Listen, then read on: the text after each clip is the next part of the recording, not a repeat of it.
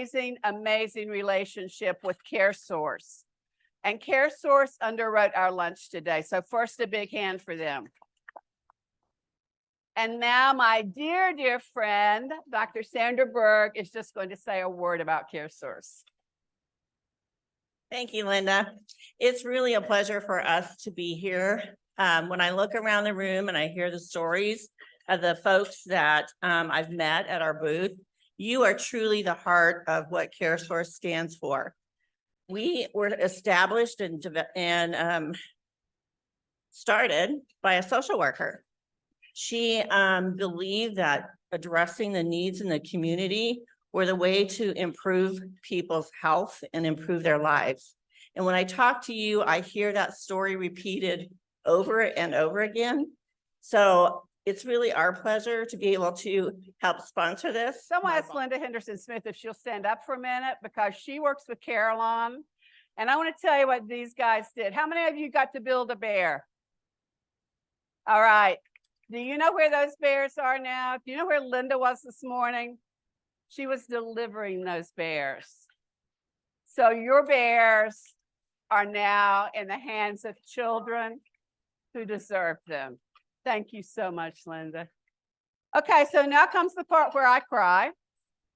I'm going to ask everyone, I would really like just for everyone to be super quiet for a minute,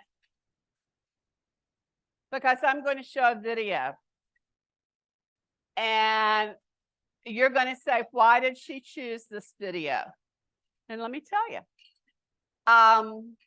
This is actually a video of a song. And the first time I heard it, I was working on the awards, and I started thinking, you know, we give these awards out every year, but do we ever really think about why we give these awards out like we should? And do we realize that most of the people in this room have at some time helped to literally save someone's life? How many of you can remember someone saying that to you? You saved my life. You saved my child's life. You saved my family. I truly want everyone to see this. And just take a minute before we start the awards and think back to the times you've heard these words. Thank you so much for allowing me to just set the mood. I know that several of you, just like me, saw someone that you have worked with in that video. This is Jelly Roll. I adore him. If you are into his music, his story is phenomenal. He is a true story of resilience, survival, and giving back to his community. So thank you for indulging me in that. Okay, now let's get started.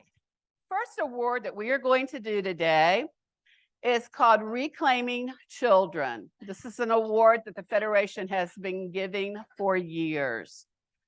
This award recognizes outstanding efforts at the local and state level on behalf of children experiencing behavioral health challenges and their families. I do want to say that this year's winner received 23 nominations. Where's Mary Viana?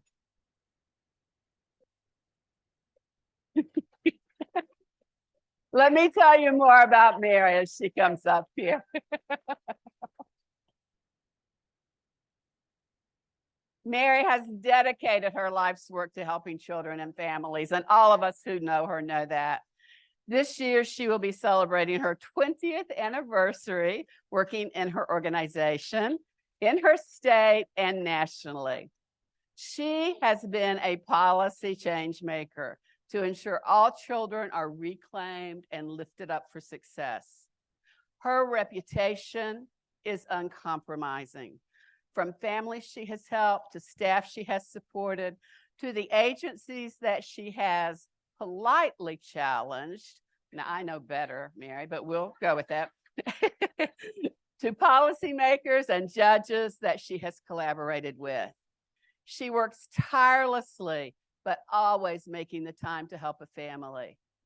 Nominated by so many who know her work at PPAL, Our 2023 winner of the Reclaiming Children Award is Mary Viano.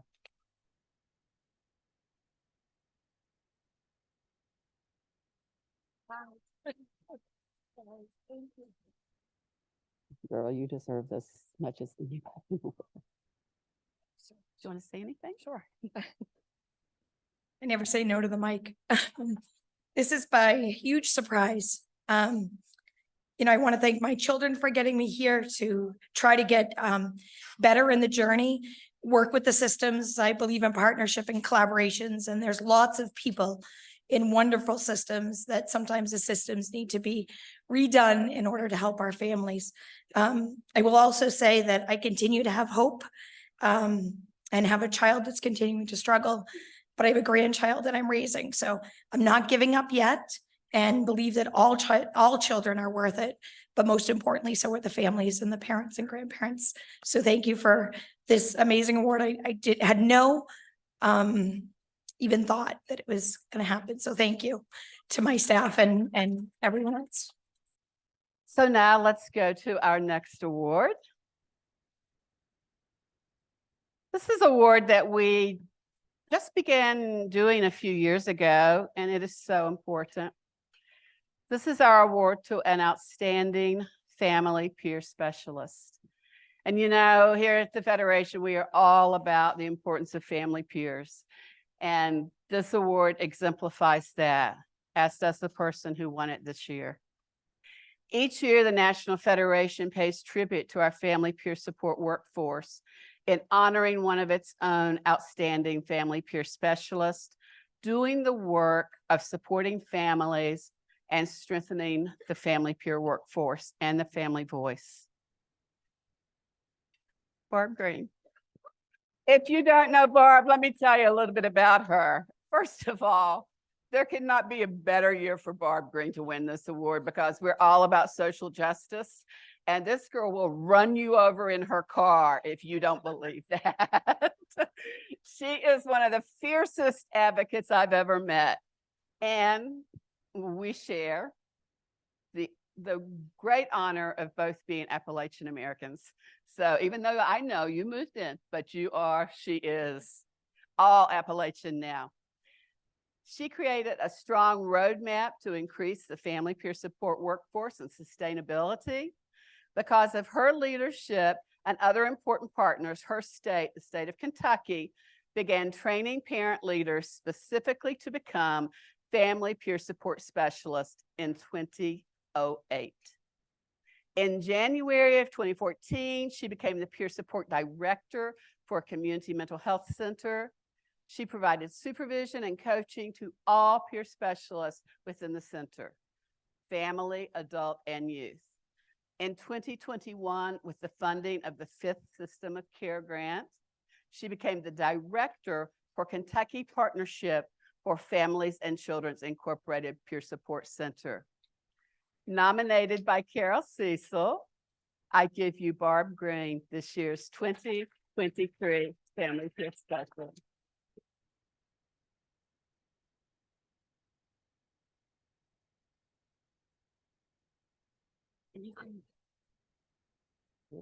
I don't really know what to say.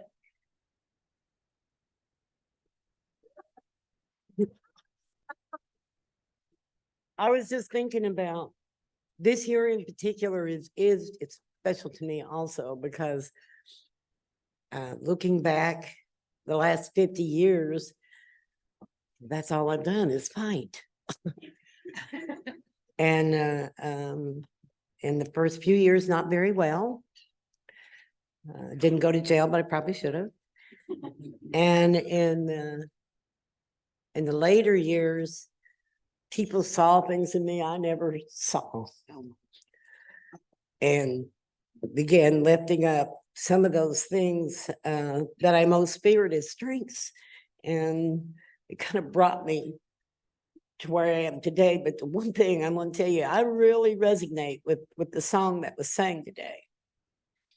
Because that's exactly who I was also. And I bet it's true for many of you.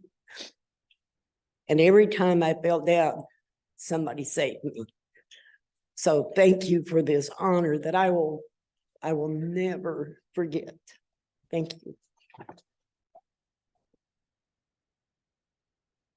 Thank you so much. Oh, honey, you did it. Don't you love this? Is this not just fun? Honoring our own and seeing these wonderful, wonderful people who are doing so much. Okay, I'm going to ask Carl and Sue, are the two of you? We have another award that is extremely special. And I'm going to let the person who originated this award, Carl Dennis, I know nobody knows who this is, right? I'm going to let Carl and Sue Smith come up and talk about this award and announce the winner. What an absolute honor to be able to share the stage one more time. I will not cry, Linda, Oh, come on. with Carl Dennis. We've done this for some version for 30 years. And I am indeed honored. So, and the winner is, you want to say, Carl? You want to give out the name? Drum roll, everybody. I love it. You follow instructions, great. Linda Henderson Smith. But first I want to say, I've known Linda for years and years. We're Not not, gonna say how we're many not years. related. We're not gonna say how many years either. That would hurt you more than it would me. So, she has a lot of initials behind her name. I'm gonna give you the heart of it first. She came to Georgia and she transformed our opportunity as parents. We had been a little funded, we had been a little recognized, and we had been a little supported for years. And Linda bought into our vision, believed in us, believed that we could have chapters all over the state, that we could be funded, and that we could do really great things. That's the personal piece. On the paper, Linda is founder and principal of ATC Consulting Limited. She's a licensed professional counselor, certified professional counselor supervisor, certified Sig Sigma black belt, certified national management practitioner, and she has over 20 years of clinical and administrative experience in community-based and mental health services. And that's all really great stuff, but you got the heart of gold. For 5 years, she served as the Senior District Director of Children and Trauma-Informed Services of the National Council for Mental Well-Being, where she was responsible for training and consulting with organizations and systems on trauma, resilience, equality, and children's behavioral health. Prior to that, she served as the Director of Mental Health Planning and Policy at Georgetown University, National Technical Assistance Center for Children's Mental Health, where she helped develop training and trauma-informed systems, especially for people with co-occurring developmental and behavioral health disorders. Before her work at Georgetown, Dr. Henderson Smith worked as the Georgia Behavioral Health and Developmental Disabilities Act in numerous roles, most recently as the Director of Office of Children, Youth, and Families. That's where we got to know her as families in Georgia. In this position, she spearheaded and implemented high-fidelity wraparound care management service, mobile crisis services throughout the state, and worked with other state agencies to strengthen the service systems of vulnerable populations. So why didn't I ever know this while you were there? I just thought she was there to help us. As a trauma survivor and a family member of suicide attempts, Dr. Henderson Smith brings a distinct perspective and knowledge base to her work. She is passionate about helping programs, organizations, and systems move toward becoming trauma-informed, resilient-oriented, and equitable. And all of that does not begin to tell you what an absolutely wonderful person this woman is. And I'm really mad at her. She left to come and do great things. I mean, it was an incredible loss to us. So thank you, thank you, thank you, thank you.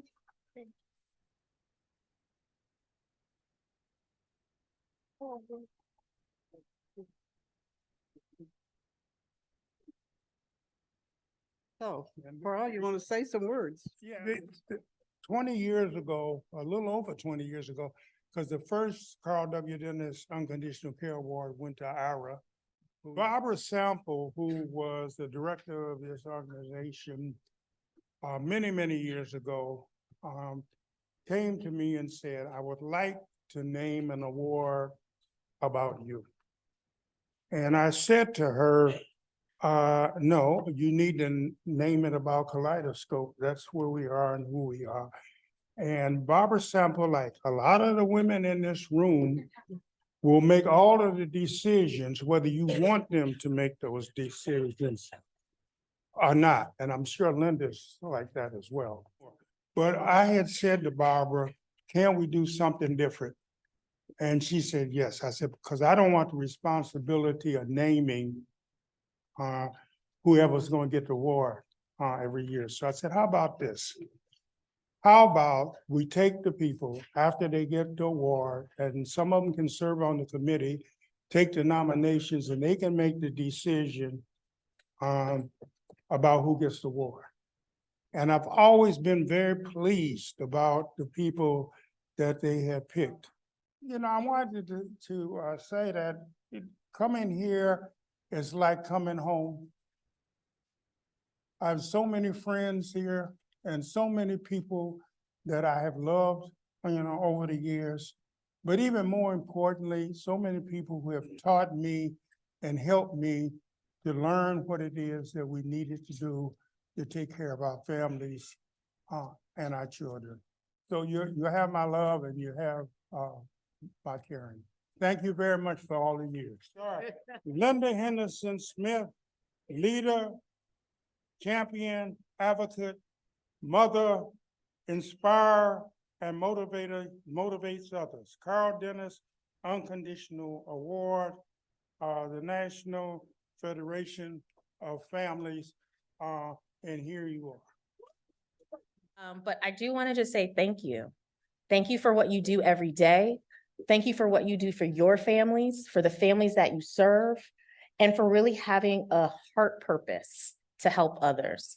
I don't know if you guys know, but like the world's not necessarily always a kind place, especially to us parents who have children who may have behavioral health or disabilities, right? Or substance use disorders. Like I literally just had my nephew and my sister told 2 weeks ago that if he needed services, they needed to give up custody.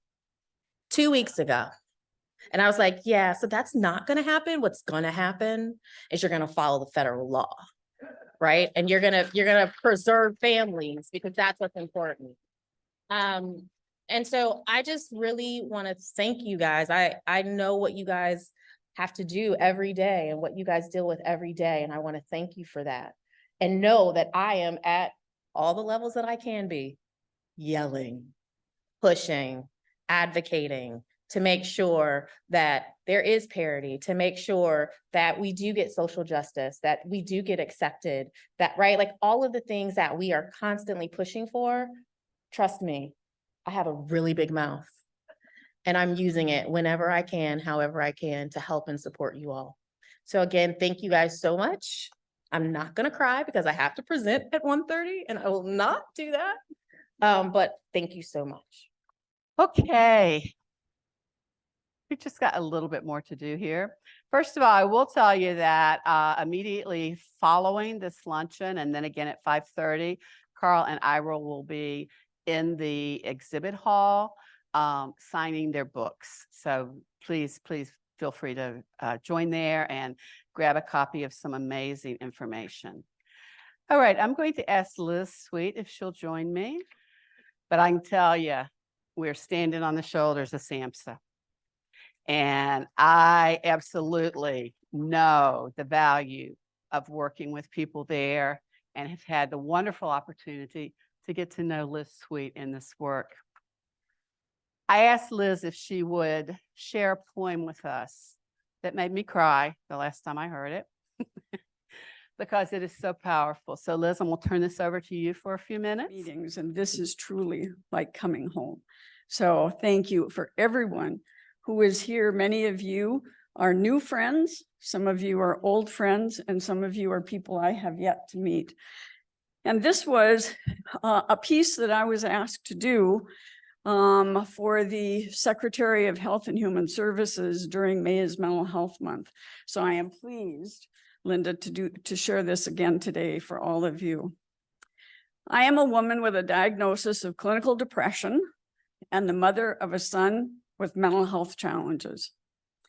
I would like to open my remarks this morning with a poem entitled Welcome to Holland by Emily Pearl Kingsley. I am often asked to describe the experience of raising a child with a disability. In an effort to help people who have not shared that unique experience to understand it and to imagine how it would feel. And it's like this. When you're going to have a baby, it's like planning a fabulous vacation in Italy. You buy a bunch of guidebooks and you make wonderful plans. The Colosseum, Michelangelo's David, the gondolas. You may even learn some handy phrases in Italian, and it's all very exciting. After months of eager anticipation, the day finally arrives. You pack your bags and off you go. Several hours later, the plane lands and the stewardess comes in and says, "Welcome to Holland." Holland? What do you mean Holland? I signed up for Italy. I'm supposed to be in Italy. All my life, I've dreamed of going to Italy. But there's been a change in the flight plan, and they've landed in Holland, and there you must stay. The important thing is they haven't taken you to a horrible, disgusting, filthy place full of pestilence, famine, and disease. It's just a different place. So you must go about and buy new guidebooks, and you must learn a whole new language, and you will meet a whole new group of people you would rather never otherwise have met. It's a different place. It's a slower place. It's a slower paced place than Italy. It's less flashy than Italy. But after you've been there for a while and you catch your breath, you look around and you begin to notice Holland has windmills and Holland has tulips. Holland even has Rembrandts. But everyone you know is busy coming and going from Italy, and they're all bragging about what a wonderful time they had there. And for the rest of your life, you will say, yes, and that's where I was supposed to go. That's where I had planned to be. The pain of that will never, ever, ever go away, because the loss of that dream is a very, very significant loss. But if you spend your life mourning the fact that you didn't get to go to Italy, you may never be free to enjoy that very special and very lovely land of Holland. I want you to know you are not alone. There is hope, and I hope you reach out to a friend. Welcome to Holland. Thank you. But we have one more award that we're going to present today. We've never presented this award before, but it's extremely important. And I have asked Liz if she would be willing to present this for me for reasons that you will understand in just a moment. So I'm going to turn this back over to Liz and let her do the presentation of this award. And I want to read to you what the award says. Honoring your legacy and the profound impact you both have had in the lives of families and children, this is a Lifetime Achievement Award for 2023 from the National Federation of Families. This Lifetime Achievement Award is for you and Kathy.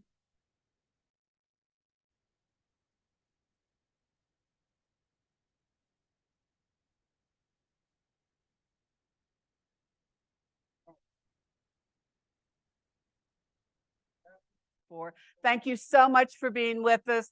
Thank you to our award winners. A wonderful day.